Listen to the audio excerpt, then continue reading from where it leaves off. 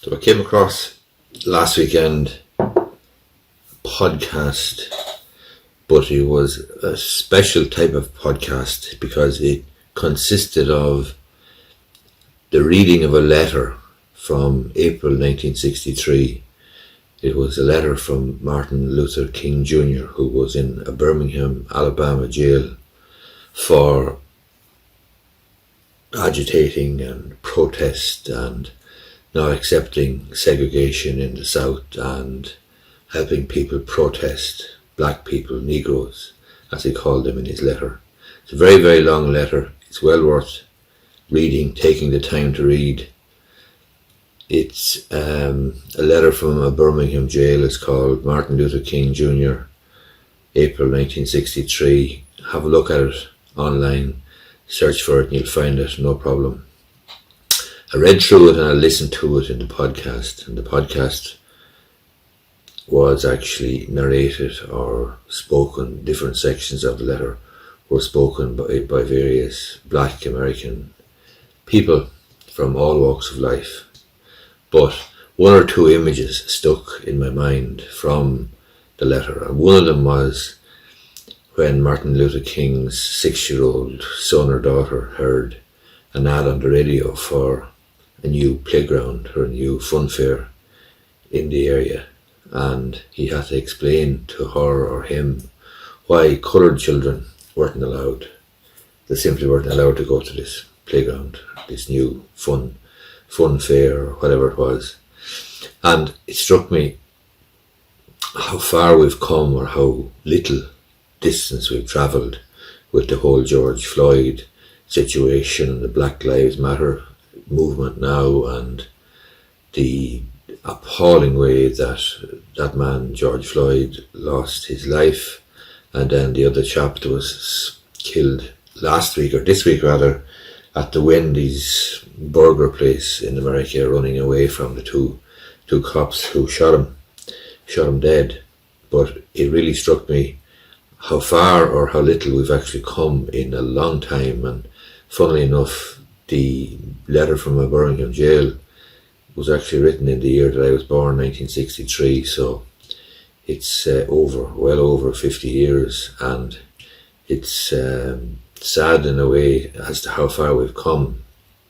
The whole Black Lives Matter movement and so forth is very justified, and I certainly hope it makes a huge difference, but it is frustrating to look back 50 years ago, 55 years ago, 57 years ago, and see that the same sort of crap was going on, and how little it seems we've progressed generally, and the systemic racism that appears to exist especially in the police force in the United States, but probably elsewhere as well. So that's something that I think is worth having a look. The letter from a Birmingham jail, Birmingham, Alabama, Martin Luther King Jr., April 1963. The other thing that I wanted to have just comment on, and I want to argue about, I suppose, is the destruction of the statues. The statue situation looked justified and reasonable in the first instance when you're bringing down or tearing down statues of slave traders and so on. That may well be justified, but as you get in deeper to the whole area of looking back at history and looking back at the role of people like, for example, Churchill, who apparently was a racist, but nevertheless, do you overlook entirely the good that he did in bringing about an end to the Second World War and so on? So obviously you have to look at all of these situations, I suppose, in the historical context of the time, and you have to weigh up everybody's or somebody's contribution in the round and accept that nobody has everything. Nobody is perfect. There are plenty of skeletons in all our cupboards, and certainly Churchill, it seems to be the case, may well have been racist, but do you completely overlook then and throw out his contribution and his achievements in relation to the Second World War. The other thing is, when you dig down then, I saw somewhere that Fawlty Towers and John Cleese, there was one particular episode, I think called Don't Mention the War, which apparently now the BBC have shelved or pulled because of the connotations of the racist aspect to it, I suppose, and so on and so forth. But one thing I'd be concerned about is actually how deep you go to unravel stuff that was made years ago. Books, plays, films, sitcoms. Let me give you an example.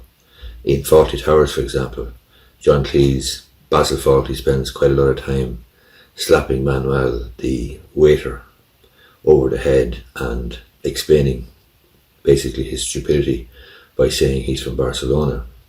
The inference is that people from Barcelona are stupid, or Spanish people are stupid.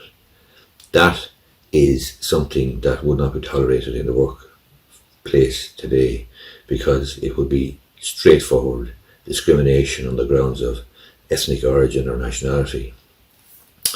And yet, every time that Cleese, Basil Fawlty, hits your man Manuel over the head and says he's from Barcelona, it's if you were to cut that out of Fawlty Towers, etc., it would be a serious butchering up, as it were, or cutting of and excising of Fawlty Towers, the whole series. So even though it is discriminatory, not necessarily on the grounds of race, but perhaps certainly on the grounds of nationality or ethnic origin, then where do you draw the line?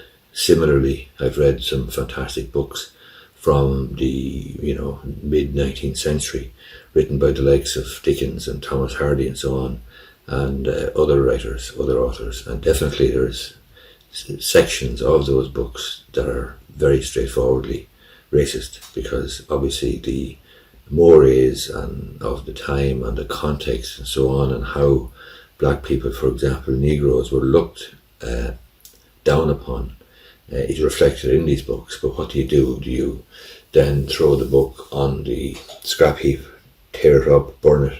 Because if we were to do that, we're looking at a lot of unravelling of history, and we're looking at an unwillingness, I suppose, to look at the context of the time and so on and so forth, and to see something in the round and see that nobody has everything, and no book is perfect, no play is perfect, no film is perfect, no person is perfect. But obviously you are not going to, I don't think, it would be my argument, throw absolutely everything out that's tinged with some degree of malign influence or badness or racism or whatever. But obviously the whole George Floyd situation, the Black Lives Matter movement and so on, it is incredibly frustrating to see the degree to which progress has or has not been made. And just to go back to the letter from the Birmingham, Alabama jail that Martin Luther King Jr. wrote, he did make the valid point and about the distinction between just laws and unjust laws, and when it's reasonable and acceptable to oppose laws and essentially break the laws on the grounds that they are unjust, and therefore you're justified in breaking them. And he draws a distinction between a law that's on the statute books and is legal and one that's actually moral or immoral. And if it's immoral or lacking in morality, well, then you're justified in opposing it. He also makes the interesting point as well that in Hitler's Germany, every single act that Hitler took was actually lawful or legal, because obviously Hitler was making the laws, and yet it was unlawful or illegal in the likes of Hungary to aid or abet or give any assistance to Jews. And clearly that so-called or purported illegal or unlawful act would be something that, clearly most people would see as being a perfectly moral act in rendering assistance to somebody, to a group of people who were persecuted. But interestingly, as I say, when it comes to law and comes to just laws and unjust laws, everything Hitler did in Nazi Germany was lawful. Anyway, have a look at the letter. Hope you find this video useful, or at least thought-provoking, and I hope you might have a look at that letter from Birmingham, Alabama, from the jail, Martin Luther King Jr., April 1963. It is a long letter, but it's worth a read.